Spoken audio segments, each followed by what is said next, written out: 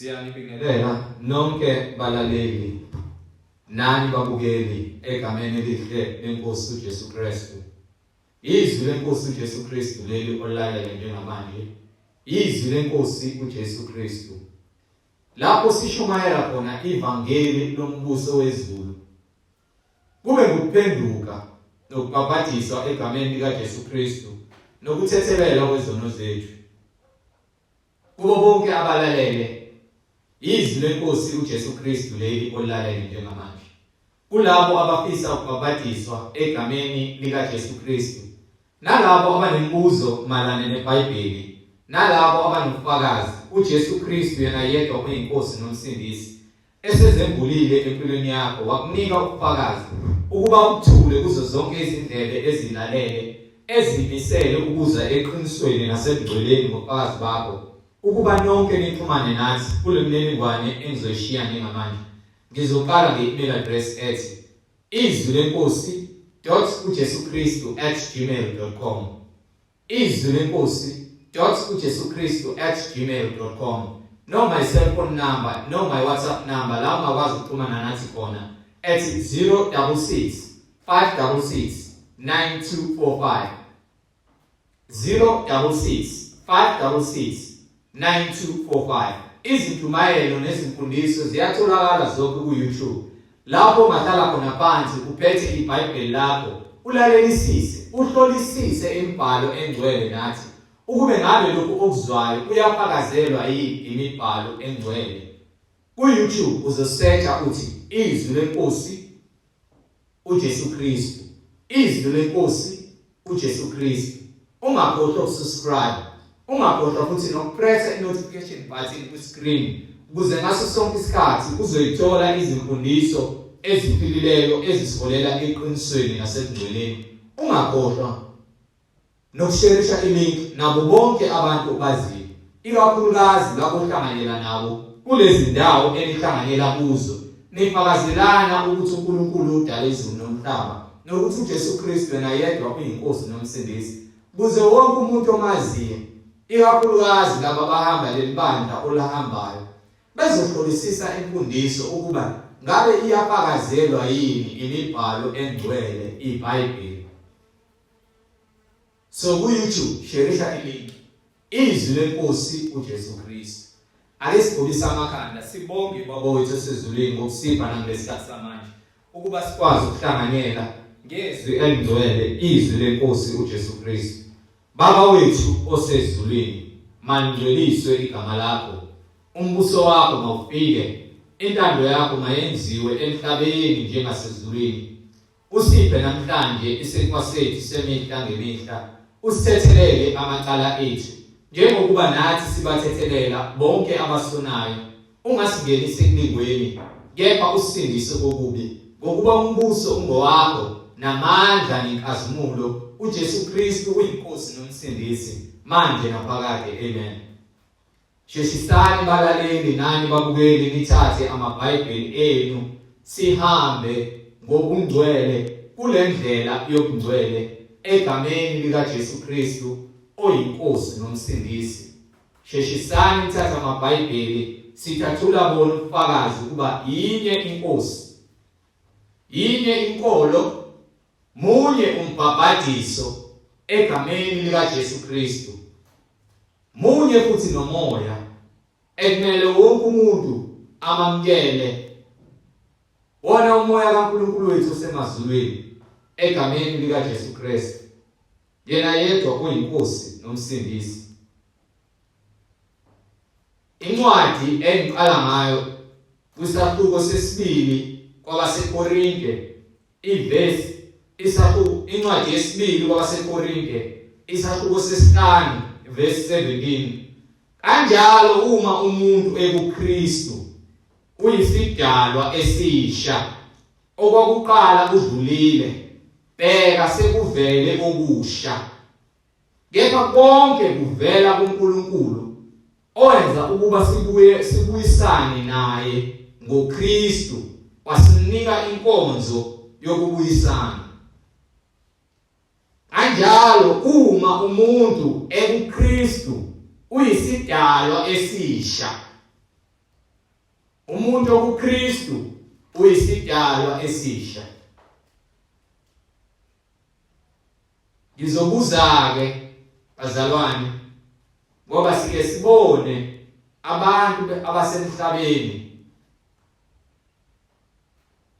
bephethe lento ethiwa ihlahla esithi masinokuqonda kuthi umlahla nkosi. Ngingazi ukuthi umuntu olahla inkosi uyena lo oshonile noma yilabantu abaphethe lento abalahla inkosi. Kepha kuthiwa makuphethwe lento khange kukhulunywa nayo, lesi sihlahla ekhange kukhulunywa nazo noma namahlamvu ekukhulunywa nawo abizwa ngokuthiwa umlahla nkosi. Kuthiwa lo muntu ukulento kulamahlamvu lawa ethu umlahla nkosi. Kuthiwa akasabona akasazi makukhulunywa naye. Izwi liyasho vele ukuthi umuntu ufana notshani obuzobuna. Kepha lisho ukuthi izwi umuntu noma umoya wakhe umuntu uwona lo gibele lo mlahla nkosi lo. Lesi sihlahla esibizwa ngokuthi umlahla nkosi. Mase siqanjiwe. Umbuzo wami uthi ngabe umuntu mayesenzelwa lento ethiwa unveiling sethi uyangeniswa noma kuthi uyabuyiswa, ngabe uNkulunkulu ushilo yini yena? Ngabe uNkulunkulu usifundisile yini ukuba umuntu mayesengasekho ngoba fanele siqale emumva sizwe ukuthi izwi laNkulunkulu lithini, ukuze sibe sithi mase siyidalwa ezitsha ngempela, ngoba uma umuntu esekuKristu uyisidalwa esisha, okudala kudlulile. So izimfundiso umuntu asuke ekhule ngazo ekhaya, ekhuliswa abazali, ubaba nomama, uma usukuKristu awusahambi ngalezo imfundiso, ngoba wena usuyisidalwa esisha. Bheka okwaqala kudlulile. Ubona ngani ukuthi okwaqala kudlulile? Ngokuhlolisisa izinto ngezwi kaNkulunkulu. Ingakho masiqala sithi thatha iBhayibheli lakho, kuze ungahambi ngezinganekwane zezwe, ungahambi ngeinganekwane zamaZulu, ungahambi ngeinganekwane zamaXhosa neinganekwane zabeSuthu, ungahambi ngeinganekwane zokuthi hayi mina ekhaya kwenziwa ukuthi hayi ubaba nogogo wamfundisa ukuthi. Ungahambi ngeinganekwane engenawo ubufakazi, uhambe ngezwi kaNkulunkulu. Uthini uNkulunkulu umuntu oqala ona umyalelo kaNkulunkulu? Uthini uNkulunkulu? Ake sivule incwadi kaGenesis isahluko sesithathu verse 17. Ake siqale nje sikhulumeke, siqale verse 14 ukuze sizothola kahle owesifazane nokwesilisa ukuthi uthini umyalelo kaNkulunkulu. Njengoba sebedlile emthini uNkulunkulu abebayalele ngawo ukuthi bangadli kuwo, ukuze sizokwazi ukuthi umuntu mayehamba-ke la emhlabeni ngabe siyakwazi ukuthi senze unveiling, sibuye sithi siyamvusa akabe yidlozi elihle, noma siyamngenisa la ekhaya ukuze azoba ukukhanya la ekhaya, noma la eyakhona-ke aze asikhonzele la eyakhona, noma alethe ukukhanya nezibusiso la ekhaya. Ake sizwe ukuthi zonke lezi mfundiso esiyithwele ngamakhanda athi umoya engcwele mayikhuluma uJesu Kristu yena yedwa oyinkosi. Kwencwadi kaMateyu ngizoqala ngayo, ngoba ibingihlupha lento uJesu mayitshela abafundi bakhe ukuthi yeka abafileyo, bafihla abafileyo, kepha wena. Ngoba ibingihlupha le ncwadi ukuthi uJesu kungani etshela abafundi bakhe ukuthi abayeke abafileyo, banake abafileyo, kepha utshela abafundi bakhe ukuthi bona abalandele yena. Kungani uJesu ekhuluma kangaka, ekhuluma kanje. Yangihlupha lento ukuthi hey madoda, ngoba ngempela umbizele ukukhanyeni, wena kumele ukuthi wena ushumayele izwi laNkulunkulu, uyeke izinto zomhlaba, unake ukumbuso wezulu, uyeke izimfundiso zezwe ezingenakho ukuphila, unake lokhu uNkulunkulu akufunayo, lokhu akufunayo kubantwana bakhe. Yayingihlupha lento ukuthi kungani inkosi makufika abafundi bakhe athi omunye inkosi ngivumele ukuba ngiyofihla ubaba, uthi yeka abafileyo, bayeka abafileyo, kepha wena. Ibalulekile lento, ibengihlupha mina kakhulu. Yithi mangilithola nje lelizwi umoya ongcwele angisize.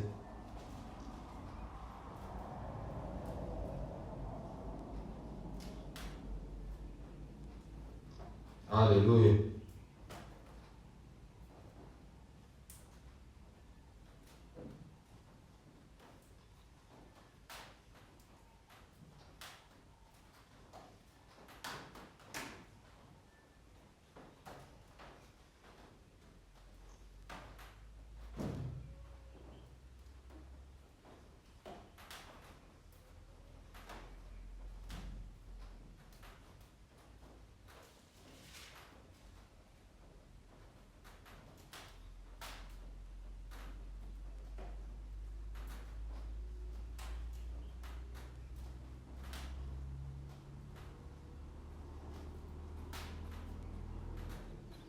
Incwadi ngokwa Matthew isahluko 8 verse 21. Kodwa omunye wabafundi bakhe wathi kuye, Nkosi, ngivumele ngiye kuqala uyakumbela ubaba, funa uyofihlwise. Kepha uJesu wathi kuye, ngilandele, yeka abafileyo bambele abafileyo. Abafileyo ibona abambela abafileyo. Uyalibona izwi laNkulunkulu lifezeka. Muya emlindelweni uyabona impela impendulo yami yafika ngokupheleleyo. Abafileyo bambela abafileyo. Uyakubona muya emlindelweni abantu bekhuluma ngesibindi esigcwele ngomngazi. Bethi nduze ubuye ube ukukhanya la ekhaya. Umfowethu noma udadewethu akasebenzi, njengoba wazi ukuthi umuzi nje ushile, akusekho umuntu udadewethu noma mfowethu, uyazi baba ushiye singasebenzi, ubuye ukukhanya la ekhaya. Bathi mabenza ama-unveiling, bathi sebeyamngenisa umuntu.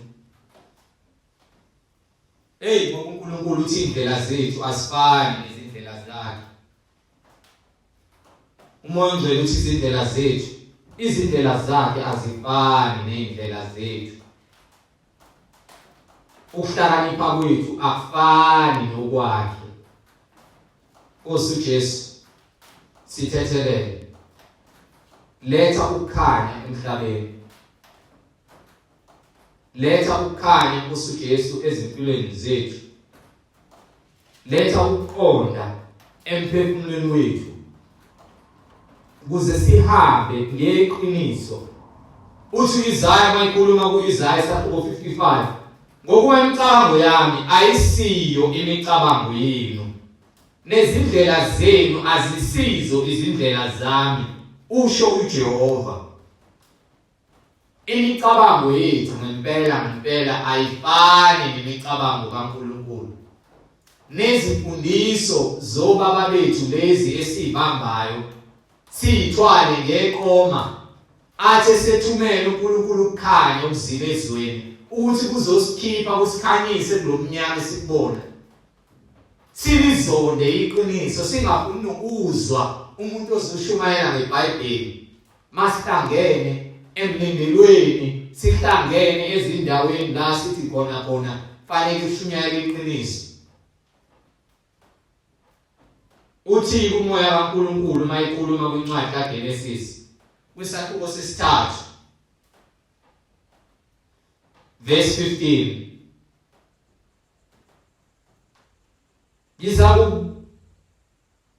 ngizakubeka ubutha phakathi kwakho nowesifazane, phakathi kwenzalo yakho nenzalo yakhe.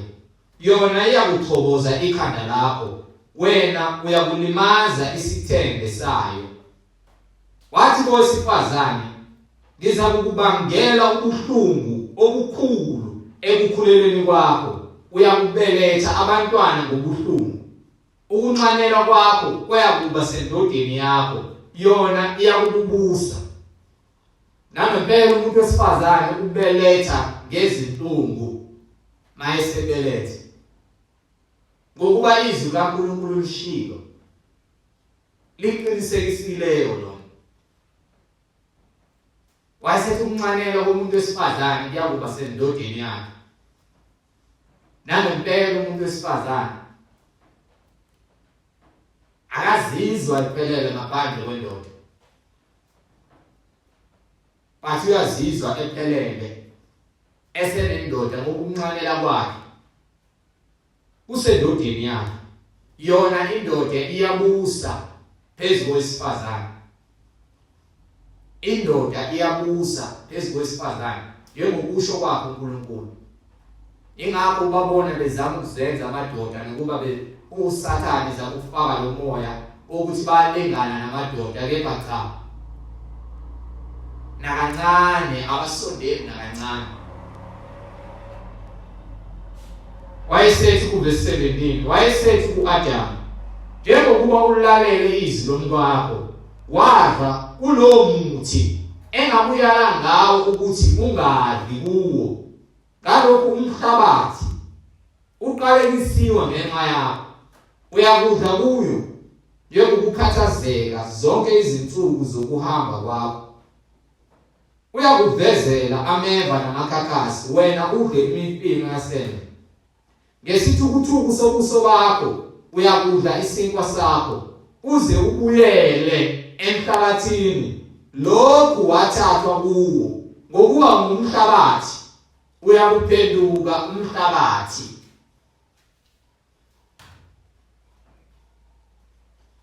Umuntu mayefa simfaka emhlabathini, abuyele emhlabathini, aphenduke umhlabathi. Izwi kaNkulunkulu liqinisile. Makabongwe uKristu Jesu oyinkosi nomsindisi. Iyafakaza futhi nencwadi uMshumayeli isahluko 12.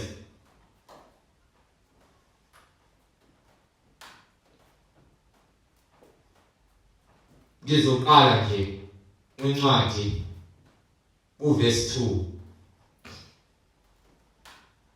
Yebo, ingakabi mnyama inyanga, nokukhanya nenyanga nezinkanyezi namafu, ungakabuyi emva kwemvula.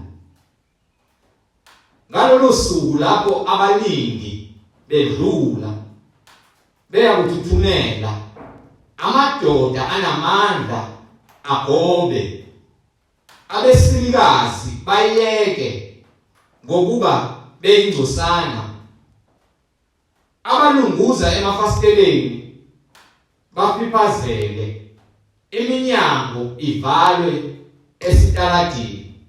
Lapho umsindo wokusina ukuncipha, umuntu avuke ngezwi lonyezi, izintombi zonke zokuhlabelela zithuliswe. Nalapho abantu besaba imimango, izesabelo zibe sendleleni, umalimoto ukhaphele intete intende, itotobe, izithelo zesihlahla zikaphari zingabe zisaba namandla, ngokuba umuntu useya endlini yakhe ephakathi. Izwi lichaza konke umuntu, ngoba nalabo abalunguza emafasiteleni kuyaphela ukulunguza emafasiteleni. Abantu abanamandla ayaphela amandla, nezikhwaka ziyaphela amandla, nezintombi ezikwazi ukusina zishaya ingoma, kusuke sekuphelile.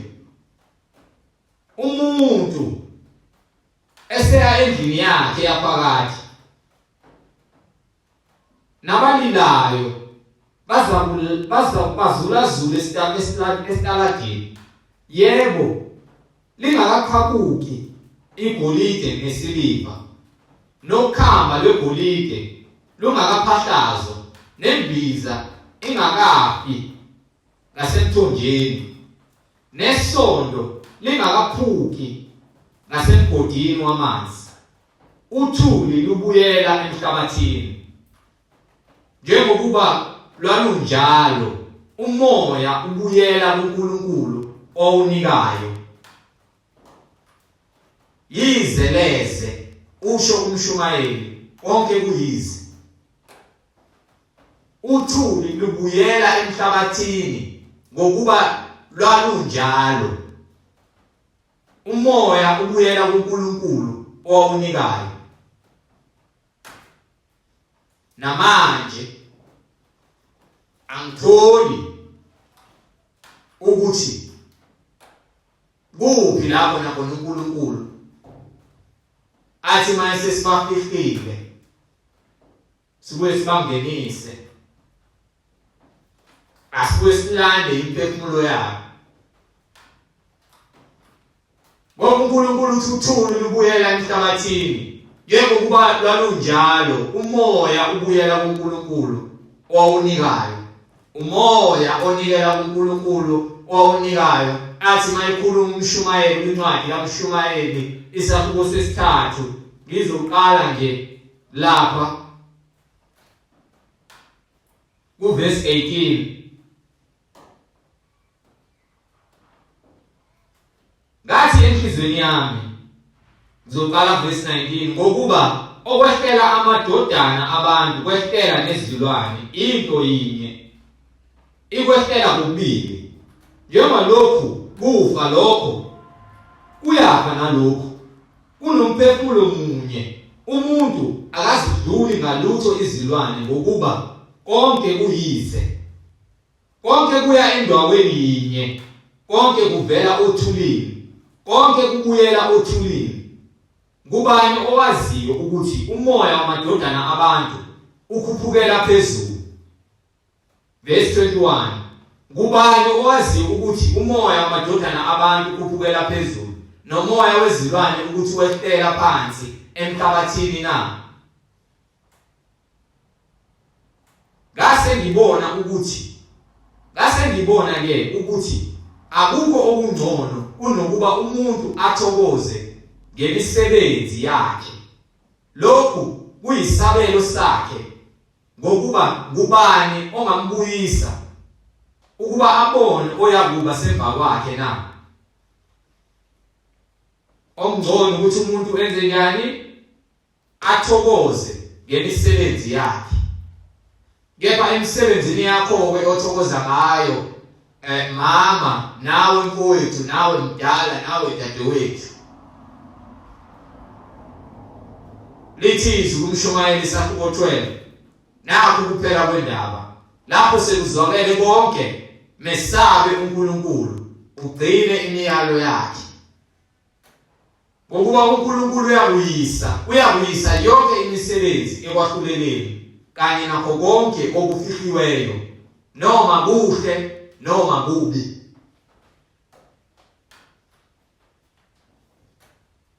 Umoya wamadodana abantu ukhuphukela ezulwini.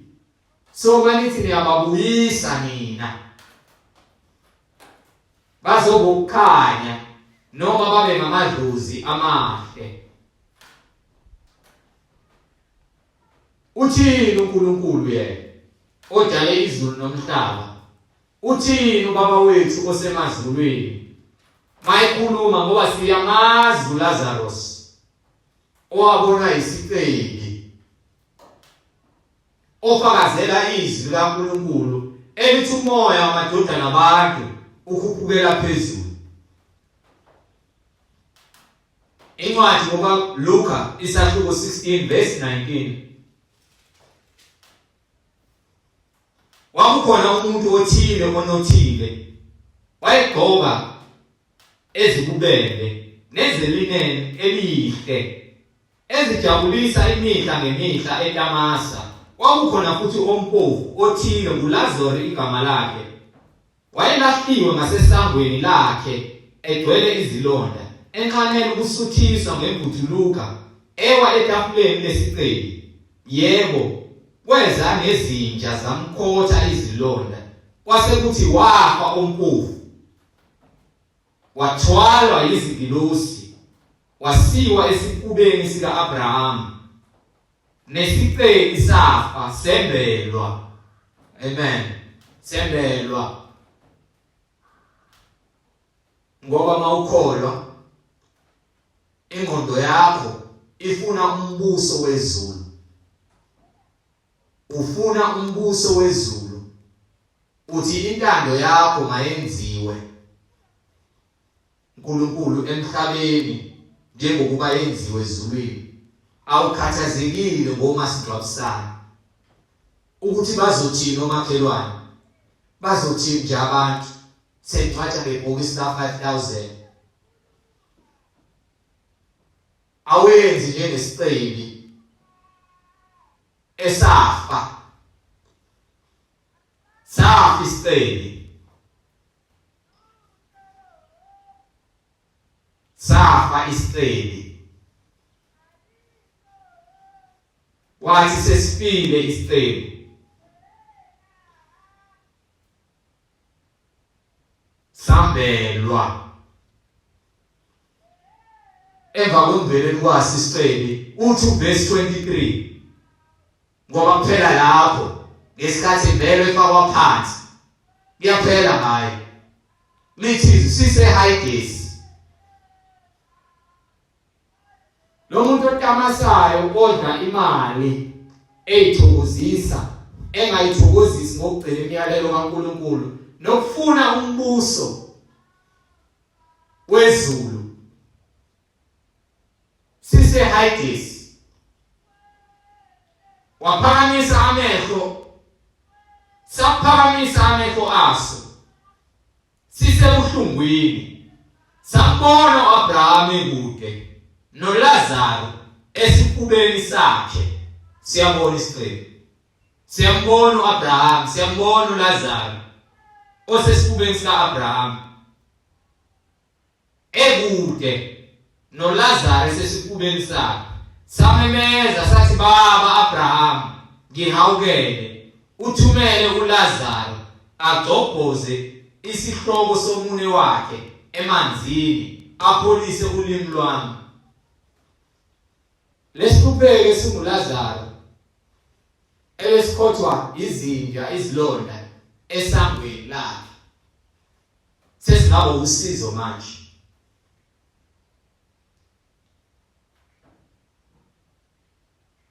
Uthumele uLazaro agcobhoze isihloko somune wakhe emanzini, apholise ulimi lwami, ngokuba ngiyahlushwa kuleli langabi. Uyahlushwa kuleli langabi. Uyahlushwa kuleli langabi. Izwi laNkulunkulu liphilile, linamandla, uyazifakazela yena kukho konke akushoyo ezwini lakhe.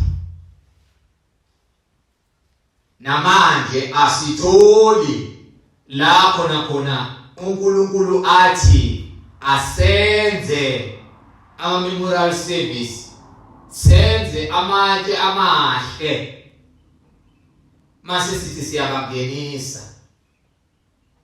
noma sithi ababuye babe idlozi elihle. Izifundiso ezidukisayo zamadimoni. Izifundiso ezidukisayo zamadimoni. Athi uMoya oNgcwele kwincwadi kaDuteronomy isahluko 32. Bamvusela umhawu ngawo uNkulunkulu babezizwe. Bamthukuthelisa ngezinengiso. Ngithe uma umuntu esekuKristu uyisidalwa esisha. Uma uyisidalwa esisha, imikhuba emibi yaqala engazini kwakho uNkulunkulu uyayishiya. Awumthukuthelisi uNkulunkulu ngezimfundiso zamadimoni. Awuzenzi izinto eziyisinengiso kuNkulunkulu.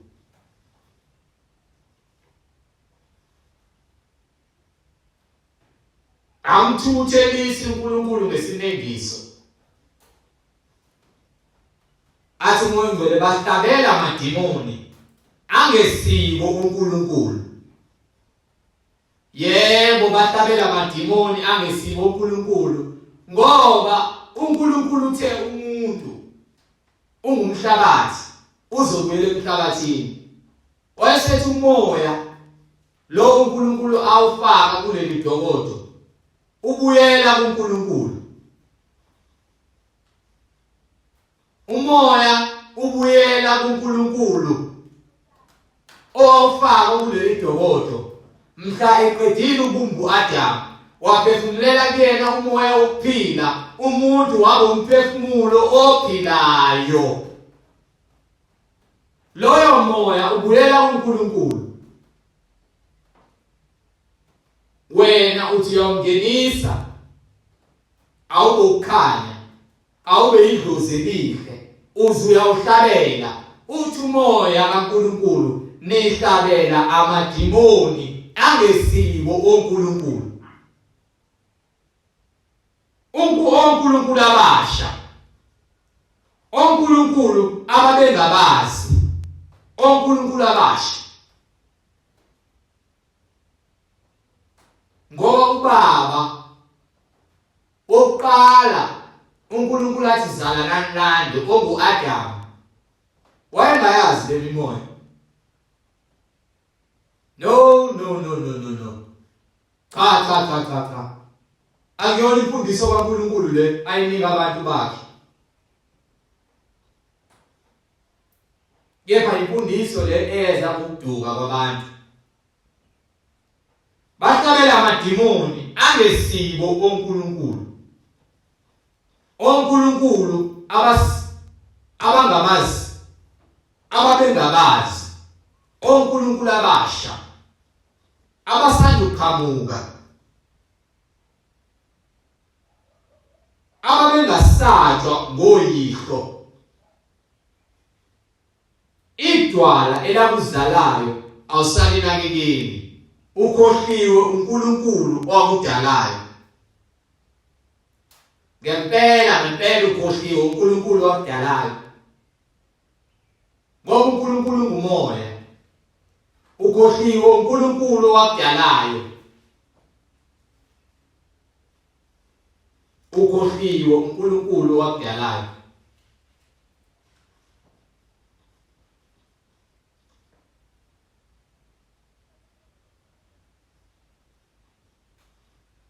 Ukhohliwe uNkulunkulu owakudalayo. Ethi incwadi kaJohane isahluko 6 verse 63. Ngumoya ophilisayo, inyama ayisizi lutho. Amazwi engawakhulume kini angumoya, angukuphila. uNkulunkulu udale konke ngezwi lakhe. Wabumba umuntu, wafaka kuye umoya wokuphila. Umuntu waba umphefumulo ophilayo.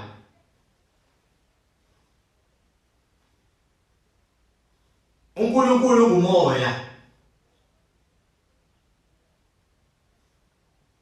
Umoya ke awudli inyama. Ingakho manenza lezi zinto enizenzayo nihlaba emsama. Asibaboni abantu ebahlabelayo bebuye bedle. Abadli. Ngoba umuntu uhambile wabuyela othulile. Umoya uNkulunkulu awufaka kuleli dokodo ubuyele kuNkulunkulu. Kepha ngokungazi uthi umoya ngcwele bahlabela amadimoni angesibo uNkulunkulu. Angesibo uNkulunkulu. Dwebela lapho. oNkulunkulu abasha selokhu umhlaba wabakhona babengaziwa bakhamke manje ngemfundiso edusayo idwala elasizalayo elinguNkulunkulu idwala elasizalayo emele sikhuleke kulona kukho konke okwenzaka empilweni zethu sikhohliwe lona. Asanakekela idwala siyayiphilela nje. uNkulunkulu asimkhathalele asifuni nokwazi indlela zakhe. uNkulunkulu ungumoya.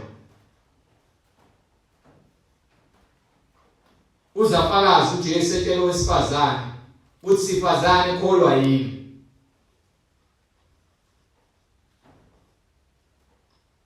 Sifazane kholwa yini. Mayimtshelo wesifazane ohamba ngungaqondi. Isikhathi siyeza lapho ningayisakhuleka kuBaba nakulentaba naseJerusalem ngoba amaJuda kube nesikhathi lapho nabo nayikhuleka khona entabeni. Aze uDavid enzele uNkulunkulu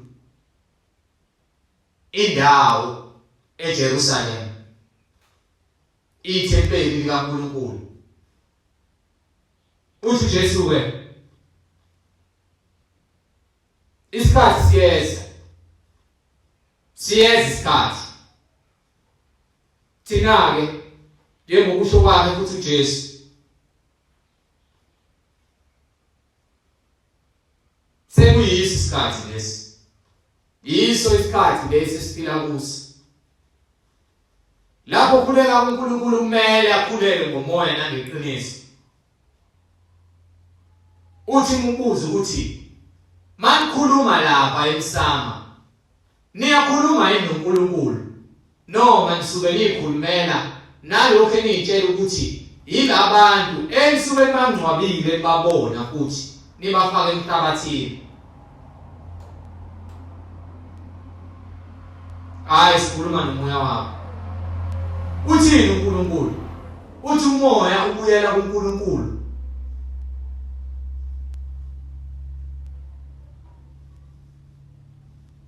Umoya wamadodana abantu ukhuphukela phezulu. Umoya wezilwane ukuthi wehlela phansi emhlabathini.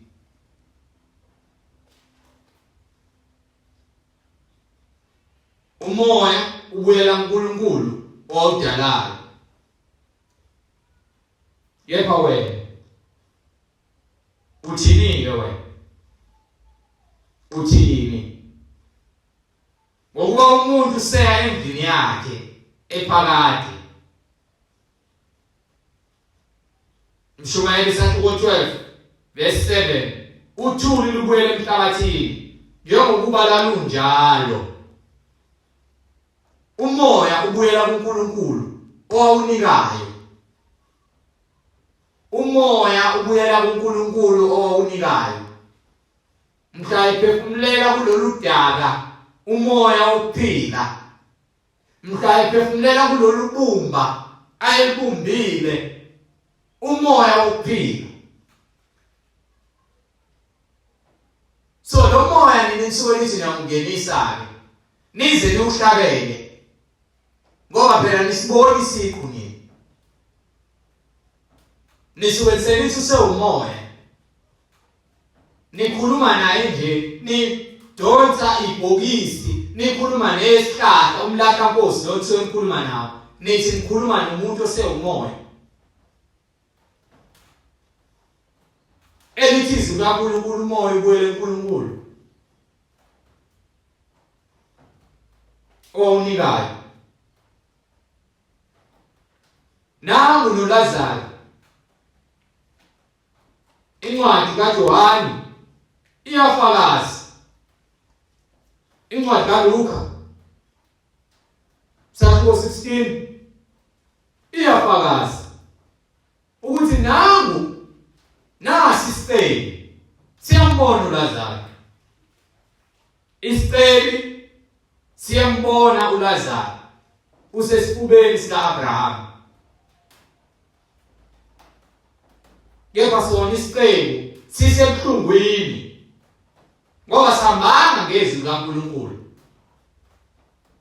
Nawe ngabe ufuna ukuba lapho nabona isiceli yini? Njengokuba usahlabela amadimoni angesibo onkulunkulu, onkulunkulu abasha ababengasatshwa oyihlo. Ngoba siyinzalo ka-Adamu, umuntu wokuqala uNkulunkulu amdalayo ayingasatshwa ngoyihlo. Idwala leli esithathe kulo silikhohliwe. Ozulu lapho mageko bashoyo isithuli silandaba abakudalanga futhi awuzalwa yibo. Ngoba umuntu angempela lo kamoya okhambe uNkulunkulu idwala langempela elasizalayo ngoba uNkulunkulu ungumoya.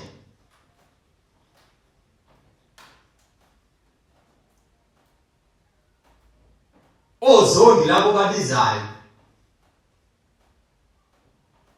onondaba ukhohliwe idwala langempela. Onguni labo babizayo ongabazi but uthi mawungena emsamo hayi sebesondelene noNkulunkulu.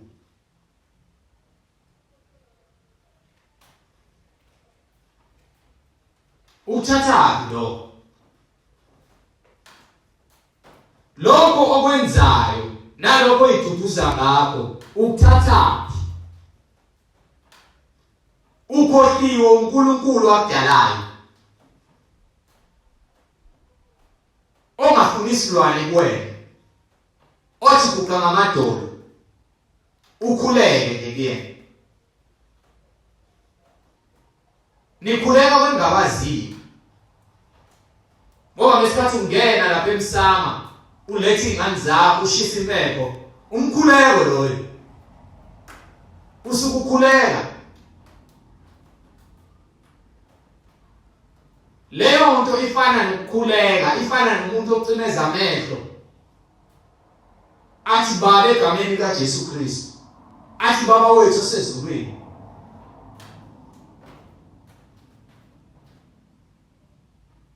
Nikhuleka kwengakwaziyo, thina sikhuleka kwesikwaziyo. Incwadi ngokaJohane chapter 4 verse 23. Kodwa isikhathi siyeza sesikhona namanje lapho abakhulekayo abaqinisileyo bayakukhuleka kuBaba ngomoya nangeqiniso, ngokuba uBaba ufuna abakhuleka kuye abanjalo. uNkulunkulu ungumoya, abakhuleka kuye bafanele ukukhuleka ngomoya nangeqiniso. uNkulunkulu ungumoya, abakhuleka kuye bafanele ukukhuleka ngomoya nangeqiniso. buyela edwaleni elamzalayo, buyela kwidwala elakuzwalwayo, ube isidalwa esisha. Uma umuntu ekuKristu uyisidalwa esisha.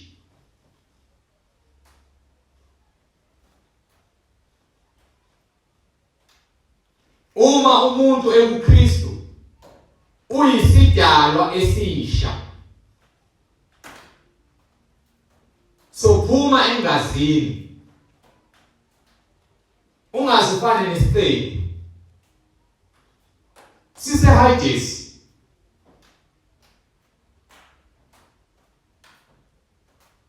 Saphakamisa amehlo waso sisebuhlungwini. Ungafuni ufana nesiteyi esiphakamisa amehlo aso sisebuhlungwini.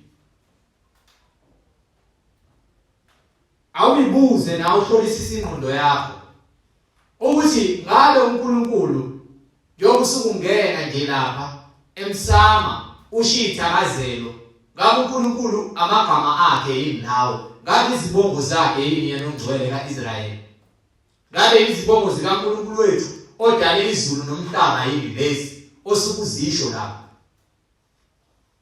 Umqondo wakho uzobe usufinyelela eqondeni ukuthi ayikho into ehlangene noNkulunkulu osukuyenza lapha. Bathi ukhohlisiwe,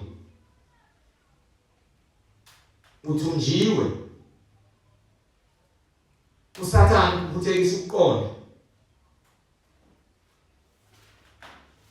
Siyambonga uNkulunkulu egameni elihle lenkosi uJesu Kristu.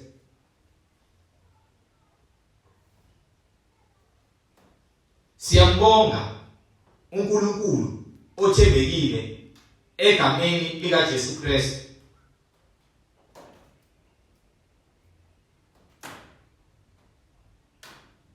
Incwadi izenzi isahluko 17 verse 24. uNkulunkulu owenza umhlaba nakho konke okukuwo, yena uyinkosi yezulu nomhlaba. Uyinkosi yezulu nomhlaba, akahlali emathempelini enziwe ngezandla. So uNkulunkulu akahlali emsamo, futhi akakhonzwa ngezandla zabantu ngokungathi kudinga utho. Yena obapha bonke ukuphila nomphefumulo nakho konke, wazenza izizwe zonke ngagazi linye ukuba zakhe ebusweni bonke bomhlaba. Wamisa izikhathi ezinqumiweyo nemikhawulo yokuhlala kwazo ukuze zimfune uNkulunkulu, ingabe zingamuza zimfumane, ingane kakude kulowo nalowo kithi. Ngokuba siphila, sihamba, sikhona kuye. Njengalokhu izimbongi ezithile zakini zishilo zathi, ngokuba futhi siyinzalo yakhe. Ngalokho lokhu siyinzalo kaNkulunkulu, akufanele ukuthi sithi ubuNkulunkulu bufana negolide noma isiliva noma itshe okuqoshwe ngekhono nangesu lomuntu. Ngokuba izikhathi zokungazi wazithalalisa uNkulunkulu, kodwa kalokhu usememezele kubantu ukuba bonke ezindaweni zonke baphenduke.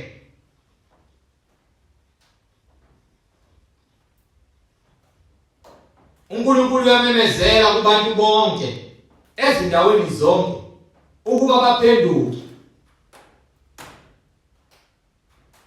Phenduka.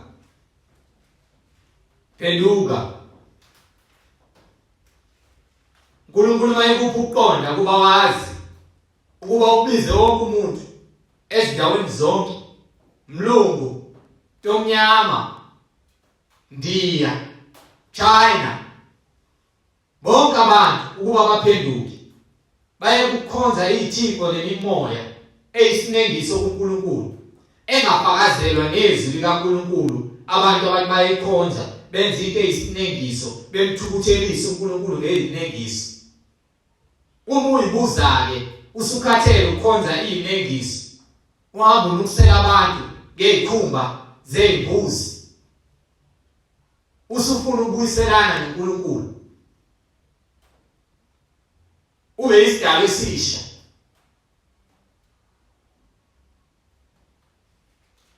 uyayibuza ukuthi kumele wenzani lithi ziphenduka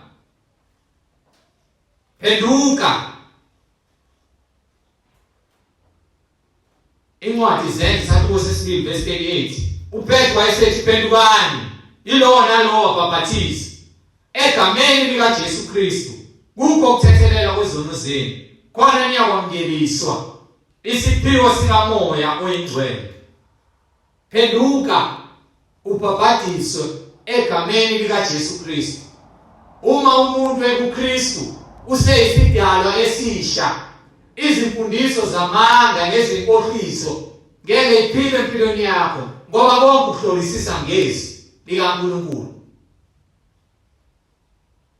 sekuzwa bahlalela enhlizweni bathi kuPetru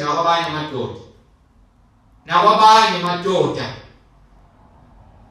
ngoba izwi layihlaba inhliziyo mase lihlaba neyakhe inhliziyo uyazibuza ukuba kumele wenze njani kuze ungafani nesiceli esithe sivula amehlo siseqhungweni siyahlushwa eHides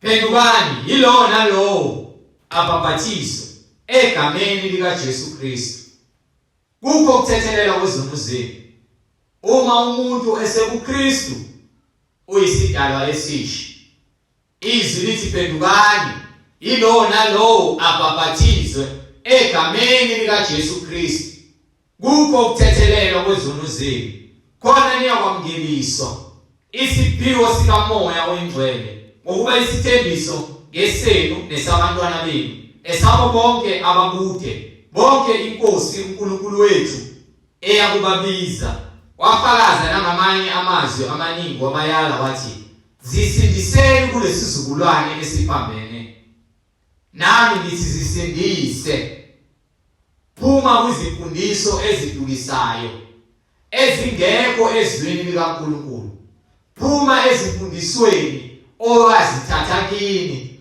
ezingafakazelwa na uqonda okupheleleyo mubeka ingqondo yakho ujula ngempela ucabanga ukuthi ngabe lempela ikhona into engiyenzayo uhlolisisa nangezwi kaNkulunkulu awuyitholi phuma zisindise kulesizulwane esiphambeneyo uma usufuna ukubhaphathizwa ulizwa ilizwi ukhuluma nawe sithinde kulemniningwane ukuyona noma ngabe ungephi eSouth Africa uNkulunkulu uzoyenza indlela egameni elihle lenkosi uJesu Kristu ake sigobisa amakhanda sikuleke labo abazwile izwi abafuna ukubhaphathizwa imininingwane sishiyile intshumayelo isaqala uma kubukele uzoyithola escreenini egameni elihle lenkosi uJesu usithinde uNkulunkulu evumile ungene emanzini ube isidalwa esisha esikuKristu Jesu oyinkosi nomsindisi ake sigobisa amakhanda sikuleke baba wethu osemazulwini yise wenkosi yethu Jesu Kristu siyabonga baba ukwazi uqonda ngabo ukuba wena wethu ngumoya uyiqiniso sihole baba wethu osemazulwini egameni elihle lenkosi Jesu Kristu size sibe ngabaphilileyo abangasisolekiyo abangadingi lutho ukuba ngaphandle kokuba badumise wena bakhazimulise wena baba wethu semazulwini silungisise uNkulunkulu qondisa izingqondo zethu qonisa uNkulunkulu nezilimi zethu size sikudumise ngomoya nangeqiniso sindisa uNkulunkulu imphefumulo yethu kuyintukuthelo yakho uNkulunkulu wethu bakuthukuthelisa ngezinengiso bakuthukuthelisa uNkulunkulu ngezinengiso bekhonza konke ongasiwena uNkulunkulu ukuba wena ngumoya uyiqiniso gcwalisa uNkulunkulu izwi lakho letha ukuqonda ukukhanya unguKristu Jesu ezimpilweni zethu size sihambe ngokuphila okupheleleyo egameni elihle lenkosi uJesu Kristu manje naphakade amen.